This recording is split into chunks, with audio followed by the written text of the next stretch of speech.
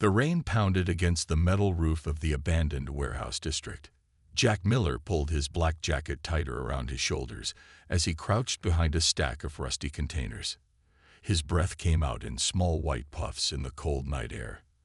After years of working as a smuggler, he knew every shadow and corner of these forgotten buildings. But tonight was different. He wasn't here to move illegal goods or help shady merchants. He had overheard something in a bar that made his blood run cold, talks of living cargo being kept in Building 17. Jack checked his worn digital watch. The guard rotation would change in 3 minutes. He pulled out a small device from his pocket, a security scanner he had borrowed from his last job. Red dots blinked on the tiny screen, showing 4 guards moving in regular patterns. Moving like a shadow, Jack slipped between the buildings. The scanner had picked up strange energy readings from the basement level. Whatever they were keeping down there, it wasn't normal cargo. As the guards changed shifts, Jack used the moment of confusion to slip through a side door. The inside of the warehouse smelled of rust and something else, something sharp and chemical that burned his nose. His boots made no sound on the concrete floor as he found the stairs leading down. The basement was worse than he expected.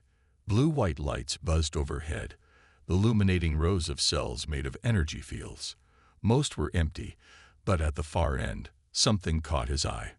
A soft, pale glow. Jack moved closer, staying in the shadows. What he saw made him stop in his tracks. Inside the last cell, floating a few inches above the ground, was a girl, but not a human girl. Her skin gave off a gentle silvery light, like moonlight on water. She was wrapped in chains made of pure energy that crackled and sparked. Her eyes were closed, and her face showed pain. The energy chains were hurting her. Small burns marked her arms where the chains touched her glowing skin. She looked young, maybe in her early 20s if she aged like humans. "Hey," Jack whispered before he could stop himself. "Can you hear me?" The alien girl's eyes snapped open. They were pure silver with no pupils, and they fixed on Jack with an intensity that made him step back. She didn't speak, but he could feel her fear and hope like a physical thing in the air between them. Jack looked at his scanner. The guard pattern showed no one coming down for at least 10 minutes. He had a choice to make. The smart thing would be to walk away. This wasn't his problem. He was supposed to be lying low after his last job went bad. But those eyes, those silver eyes full of pain and fear, they reminded him of someone else. Someone he couldn't save years ago. "I'm going to get you out," he said, pulling out his multi-tool. "Just stay quiet." The control panel for the energy chains was complex, but Jack hadn't survived this long without learning a few tricks. He connected his scanner to the panel, running through override codes. The alien girl watched him work, her glow pulsing slightly brighter. After 3 tense minutes, the energy chains flickered and died. The girl dropped gently to the floor, catching herself with strange grace. She stood up slowly, rubbing her wrists where the chains had burned her. Then the alarm went off. Red lights flashed through the basement as security systems detected the chain shutdown. Jack could hear boots on the stairs above. "Time to go," he said, reaching for the girl's hand. "Can you run?" She nodded, her silver eyes now bright with determination. Her hand felt warm in his, like holding sunlight. Heavy footsteps echoed closer. Jack pulled her toward the emergency exit he had spotted earlier. They had maybe 30 seconds before the guards reached the basement. What he didn't expect was the way the alien girl's glow suddenly intensified, filling the room with brilliant silver light. The air crackled with strange energy, and Jack felt the hair on his arms stand up. He had just freed something powerful. He just hoped he hadn't made a terrible mistake. The guards burst into the basement, their heavy boots thundering on the metal stairs. Jack pulled the alien girl toward the emergency exit, but she stood firm, her silver eyes blazing with an inner fire. The air around them began to vibrate. "We need to move," Jack whispered urgently, but she wasn't listening. Her glow grew brighter, and suddenly, the nearest guard was lifted off his feet and thrown against the wall with incredible force. His gun clattered to the ground. Jack's mouth fell open as he watched 3 more guards float into the air, kicking helplessly. The alien girl's hair drifted around her face as if she was underwater, her skin pulsing with waves of silver light. With a gesture of her delicate hand, she sent the floating guards crashing into each other. More guards poured down the stairs, firing stun weapons. The alien girl raised her other hand, and the electric bolts stopped in midair, crackling with energy before reversing direction. The guards dove for cover as their own weapons turned against them. "Okay, you're definitely not helpless," Jack muttered, ducking as a piece of equipment flew over his head. "But we still need to get out of here before reinforcements arrive." The girl turned to him and nodded. Her silver eyes had a dangerous gleam now, nothing like the fear he'd seen earlier. She pointed to the stairs, then made a pushing motion with her hands. Jack understood and pressed himself against the wall. When the next wave of guards appeared, she released a blast of telekinetic energy that sent them tumbling backward like bowling pins. Jack had never seen anything like it. No wonder they had kept her chained up. "This way." Jack grabbed her hand again, and this time she followed. They raced up the emergency stairs, emerging into the rain-soaked night. Alarms blared across the warehouse complex, and searchlights swept the grounds. The alien girl stumbled, her glow flickering. Using her powers had clearly drained her. Jack caught her before she fell, supporting her weight against his shoulder. "I've got you. Just a little further to my truck." A spotlight found them, and shots rang out. Without thinking, Jack spun to shield her with his body. But the bullets never reached them. They hung suspended in the air, caught in a sphere of silver energy around them. The girl's face showed intense concentration as she held back the assault. "That's incredible," Jack breathed. Then he saw blood trickling from her nose. "But you're pushing too hard. Come on." They ran through the rain, the girl maintaining her energy shield as they moved. Jack led them through a maze of containers and abandoned equipment he knew by heart. Behind them, shouts and gunfire echoed off the metal walls. Finally, they'd reached his battered pickup truck, hidden behind an old shipping container. Jack helped the girl into the passenger seat just as her shield collapsed. She slumped against the window, exhausted but still alert. The engine roared to life, and Jack floored the accelerator. They burst through the warehouse gate in a shower of sparks, leaving the guards scrambling for their vehicles. Rain hammered against the windshield as they sped into the night. After 10 minutes of evasive driving through back streets, Jack risked a glance at his passenger. The alien girl was watching him with those intense silver eyes, her glow now a soft, steady pulse. She touched her chest and made a sound like chimes in the wind. "Star," she said, pointing to herself. Her voice had a musical quality that made the air tingle. "Star," Jack repeated. "I'm Jack." He tapped his own chest. She smiled for the first time, and the whole truck cabin lit up with her glow. Then her expression hardened as she looked back at the warehouse district shrinking in the side mirror. She made a slashing gesture with her hand, and in the distance they heard a massive explosion. Jack gripped the steering wheel tighter. "Remind me never to make you angry." Star's musical laugh filled the truck as they drove into the unknown, leaving the burning warehouse behind them. The safe house wasn't much, just a small apartment above an old auto repair shop, but it was secure. Jack watched as Star moved around the room, touching everything with curious fingers. Her silver glow cast dancing shadows on the walls. Hungry, Jack opened his fridge, then realized he had no idea what she could eat. Star floated over, literally floated, her feet inches off the ground, and peered inside with fascination. She pointed to a bowl of fruit. Jack handed her an apple, showing her how to bite into it. Her eyes widened at the first taste, and the apple lifted out of her hands, spinning slowly in the air as she examined it from all angles. "So," Jack said, sitting down at his small kitchen table, "want to tell me what happened? How did they catch you?" Star set the apple down gently. Her face darkened, and the room's temperature seemed to drop. She raised her hands, creating a shimmering display of light in the air between them. Images formed, a beautiful world with crystal cities floating in the sky, people like her flying between them. Then the images changed. Dark ships appeared, firing weapons that tore through the crystal towers. Star's people fighting back with their powers, but being overwhelmed. Captures, chains, slavery. Your world, Jack said softly. They destroyed it. Star nodded, tears like liquid silver rolling down her cheeks. The images faded, but the pain in her eyes remained. She touched her chest, then gestured around at the earth beyond the windows. You're the last, Jack asked. Star shook her head, held up her fingers to show a small number. Not the last, but close to it. The hunters had scattered her people across the galaxy. Jack ran his hands through his hair, thinking.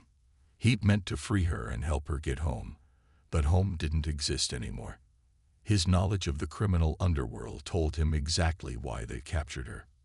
Powers like hers would be worth a fortune to the right buyers. Star must have sensed his thoughts. She floated closer, placing a glowing hand on his arm. The touch sent warmth through his body, along with feelings of gratitude and trust. Some kind of telepathic communication, he realized. You can stay here, he found himself saying. At least until we figure something out. The hunters will be looking for you, but I know how to stay hidden. Star's glow brightened with joy. She spun in the air, making the fruit bowl float up and dance with her. Jack couldn't help but smile at her enthusiasm. Over the next few days, they developed a simple sign language to communicate better.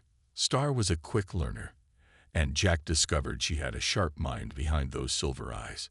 She helped him reinforce the apartment's security, setting up telekinetic traps that would alert them to intruders. But it wasn't all serious. Star was fascinated by human technology, though she often showed him how primitive it was compared to her people's crystal tech. She would make his coffee cup float to him in the morning, rearrange his furniture when bored, and create beautiful light shows at night that transformed his dingy apartment into a wonderland. One evening, as they sat watching the sunset through the window, Star created another light display.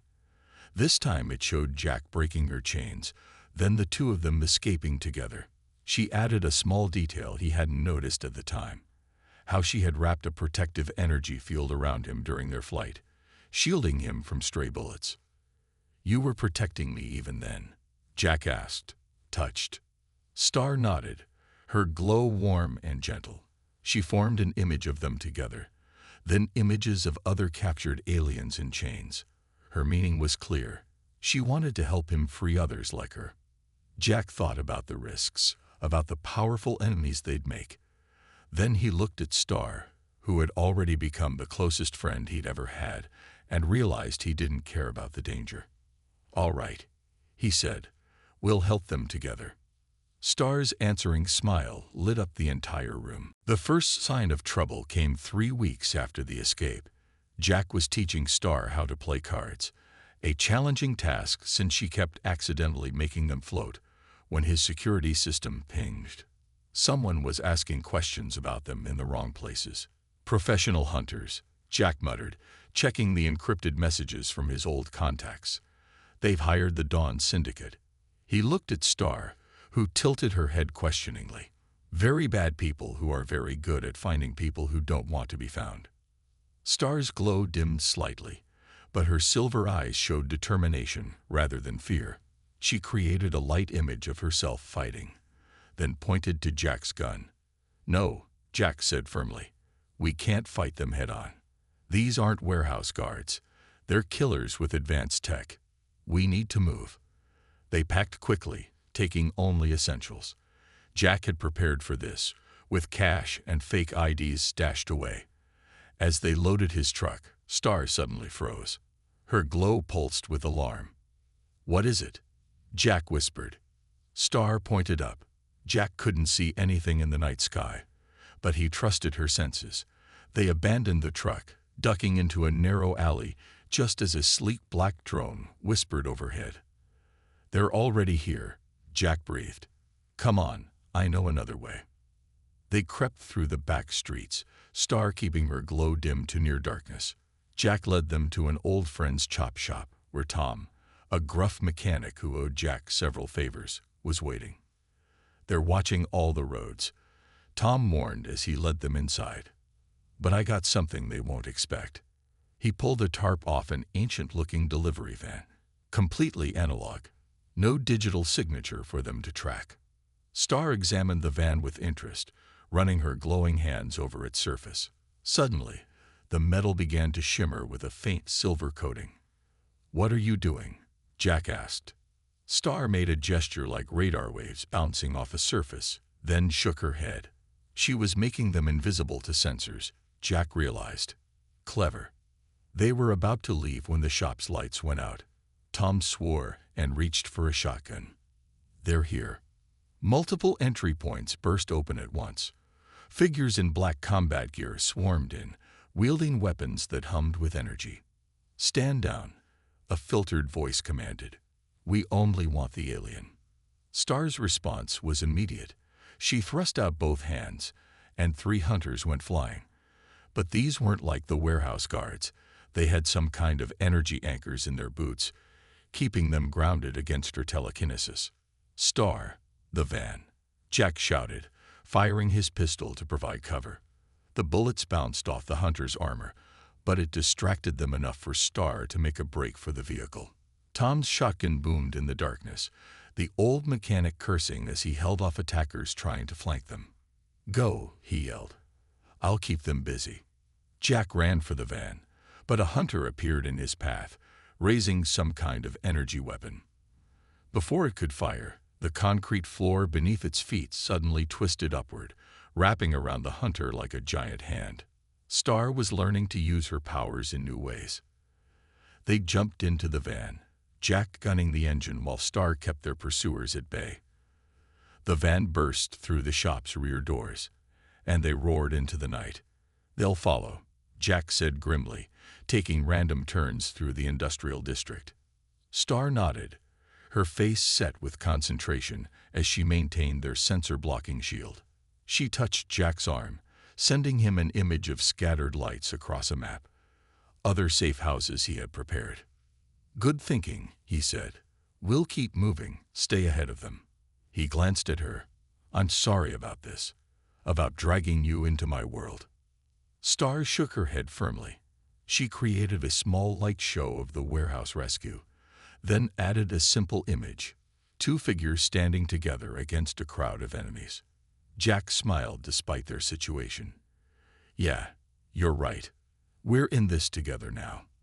They drove on through the darkness, the hunter's drones searching uselessly overhead, unable to detect the silver-shrouded van, carrying their unusual partnership to safety. 3 months of constant movement had changed them both. Jack noticed it one quiet evening in their latest hideout, a forgotten cabin deep in the woods. Star sat cross-legged in the air, her silver glow reflecting off the dusty windows as she practiced shaping small objects with her powers. She had gotten much stronger. What started as simple telekinesis had evolved into something more complex. Star could now reshape matter itself, turning air solid and making metals flow like water. But more impressive was how she'd learned to understand humans. "That's amazing," Jack said, watching her turn a copper penny into a delicate butterfly that fluttered around the room. Star beamed at the praise, making the butterfly land on his nose. Their sign language had grown into something beyond simple gestures. Sometimes Jack felt like he could almost hear her thoughts, especially when she touched his arm to share images and feelings. He'd learned to read her moods through the subtle changes in her glow. Bright silver for happiness, deep blue for sadness, sharp white for danger. "Want to see something?" he asked, pulling out an old book. Star floated down beside him, curious. "It's about the stars. Your people might have visited some of these." As he showed her the constellation maps, Star created tiny points of light above the pages, forming miniature versions of the star systems. She pointed to one cluster and made a series of gestures that Jack now understood meant home. "You miss it," he said softly. Star's glow shifted to that deep blue, but she quickly brightened it again. She formed an image of Earth, then added small figures of herself and Jack. Home wasn't just a place, she was saying. The moment was broken by a low beep from their security system. Jack tensed, but Star touched his arm, sending calming waves. She pointed to the woods and made their sign for animal. Just a deer. Jack relaxed. You're getting better at sensing things. Star nodded proudly. She'd been teaching herself to extend her awareness, creating an invisible web of energy around their hideouts that could detect approaching threats. It had saved them twice already from Dawn Syndicate hunters. Later that night, as they ate dinner, Star had developed a passionate love for spicy noodles. Jack found himself talking about his past, about growing up on the streets, learning to survive by his wits, and eventually becoming a smuggler. I wasn't a good person, he admitted. I didn't care who got hurt as long as I got paid. Star shook her head firmly.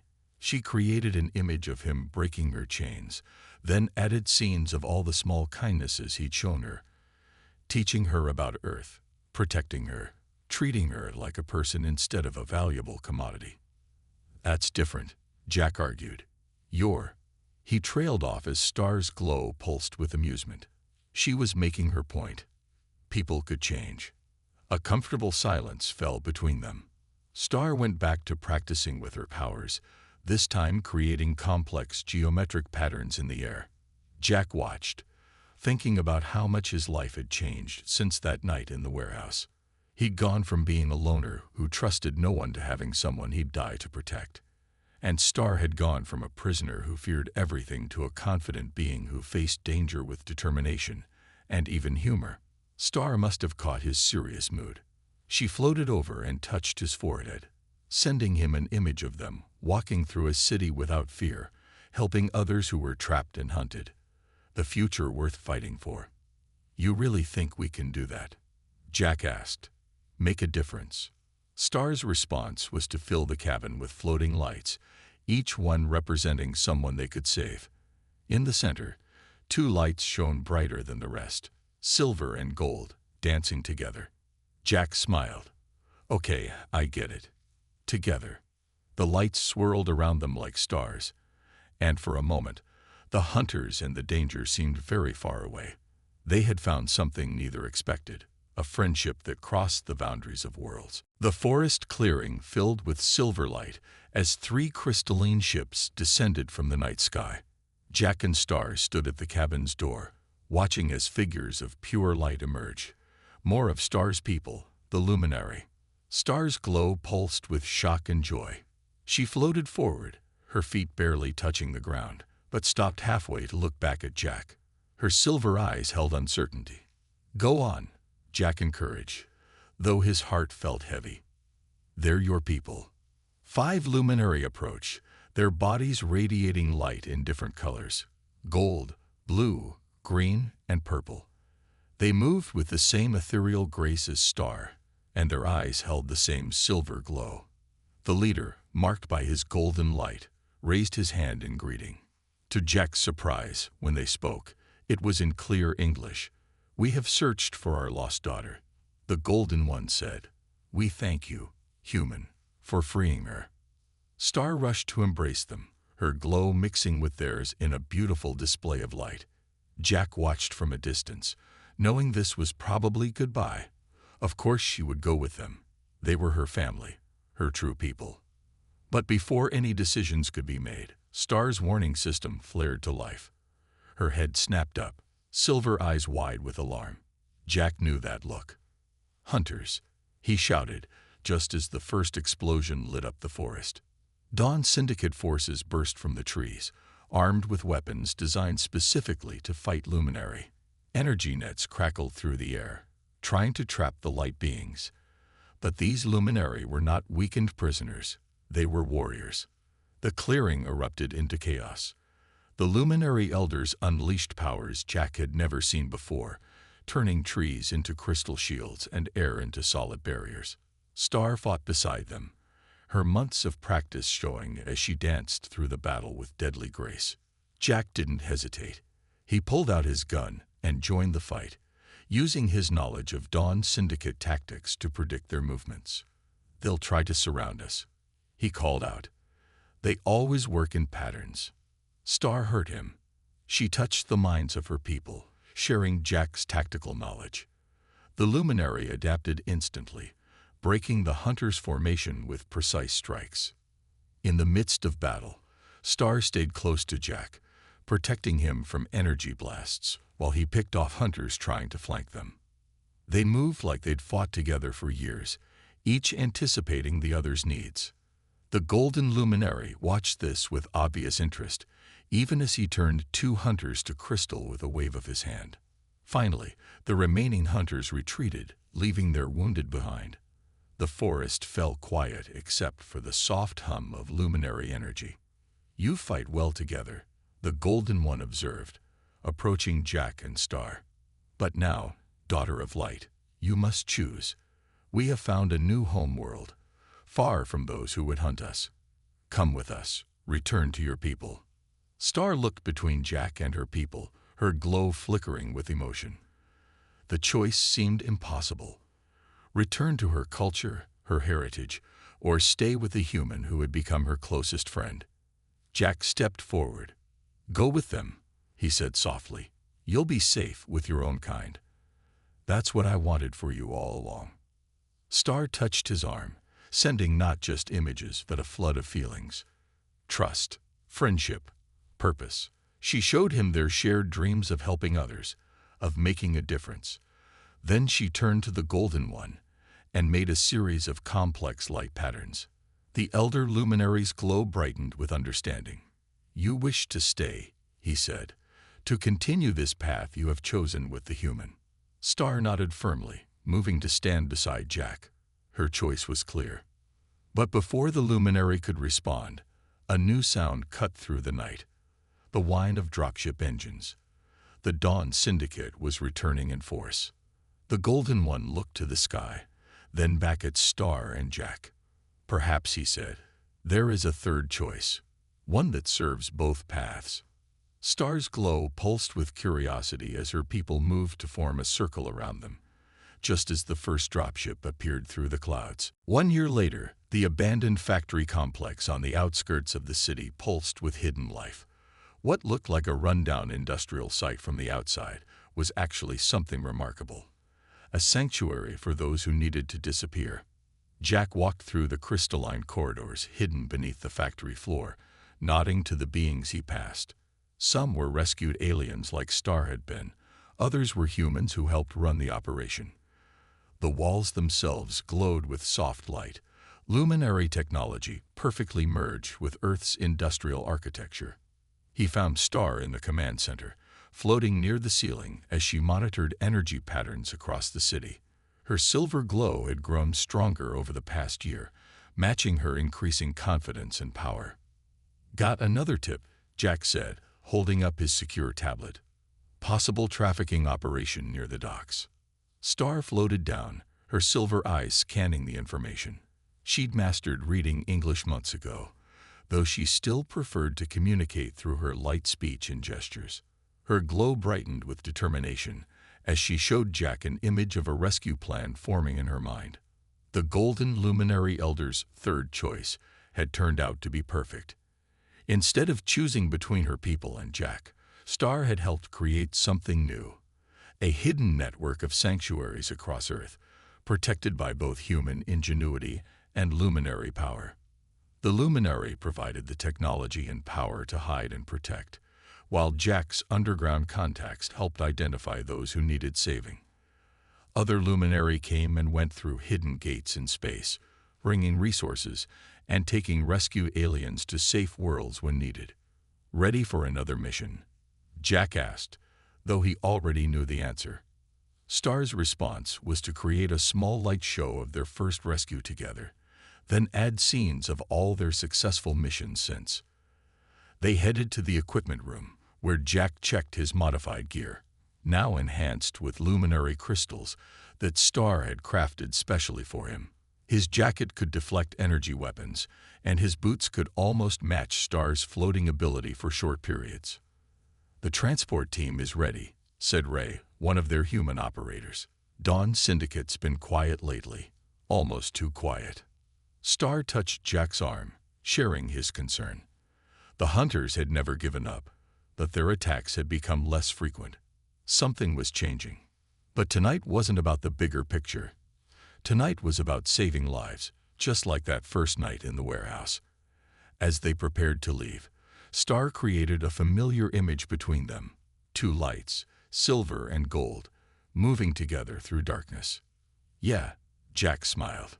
Together. They emerged from the sanctuary into the night, Star's power hiding them from normal sight. The city sprawled before them, full of shadows to fight and people to save. It wasn't the future either of them had imagined, but it was better than anything they could have planned. In the years since the forest battle, they'd freed hundreds of captives, built a network of allies, and shown that humans and aliens could work together to create something extraordinary. The sanctuary grew stronger every day, becoming a symbol of hope for those who needed it most. Star suddenly stopped, her globe pulsing with amusement. She created an image of Jack as he'd been a year ago, suspicious, alone, breaking into a warehouse for unclear reasons. Then she showed him as he was now, part of something bigger, fighting for others instead of just surviving. Okay, Jack laughed. You were right. People can change. Star's musical laugh echoed in his mind as they moved through the city shadows. Below them, someone was waiting to be freed, just as Star had waited that night that seemed so long ago. But this time, they weren't running away. They were moving forward, two beings from different worlds who had found a shared purpose. And somewhere in the stars above, the luminary elders watched over their experiment in trust and cooperation, as humanity and aliens learned that the strongest chains were the ones broken together. Jack checked his gear one last time and nodded to Star. Let's go free them. Star's glow brightened like a star going nova, and they moved into the night, ready to change more lives, one rescue at a time.